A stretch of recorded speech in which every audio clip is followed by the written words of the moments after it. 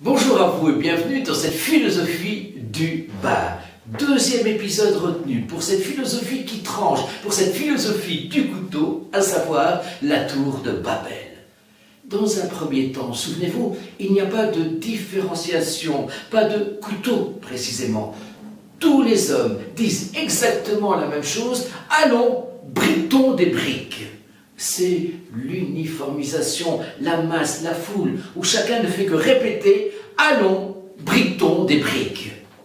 Une anecdote pour expliciter ceci. Dans un film que j'aime beaucoup, ainsi que mes cousins d'ailleurs, La vie de Brian des Monty Python, le héros, pris erronément pour le Messie, essaie de persuader la foule qu'elle est composée d'individus. Et il énonce « Vous êtes des individus ». Et la foule, d'une seule voix, d'un même ton, de reprendre « Nous sommes tous des individus ». Il s'agit donc d'un « nous » qui n'est pas formé de je, distinct, séparé, qui parle quand aucun je ne parle. Le couteau, en d'autres termes, n'est pas encore passé par là. Le lien avec les dictatures que nous connaissons encore maintenant est évident. Construction d'un lieu commun, d'une utopie où chacun perd son nom au profit d'un nom collectif, d'une harmonie collective, une seule voix, une seule tête, pas de manque, mais une totalité totalisant totalement le tout le temps.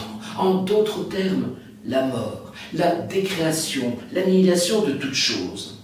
Dans la tour de Babel, le divin, appelons-le de manière systématique ainsi, le divin, disais-je, veut brouiller l'unanimité, la fausse unité, la fausse harmonie.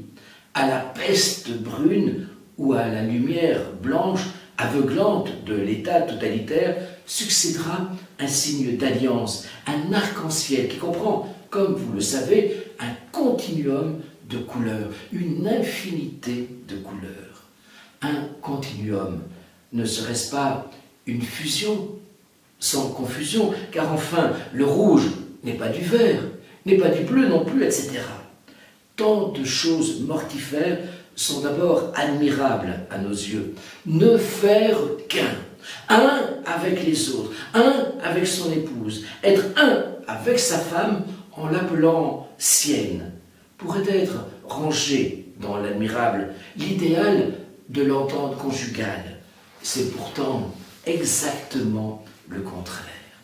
Je t'aime tellement que je te mangerai. Non, bien sûr, il y a du meurtre, de l'anthropophagie, du cannibalisme, de la non-reconnaissance dans cette phrase.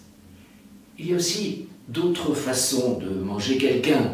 Si je lui dis « Tais-toi, je sais ce que tu vas dire », j'ai mangé sa parole, je sais l'autre. C'est mal connaître, assurément.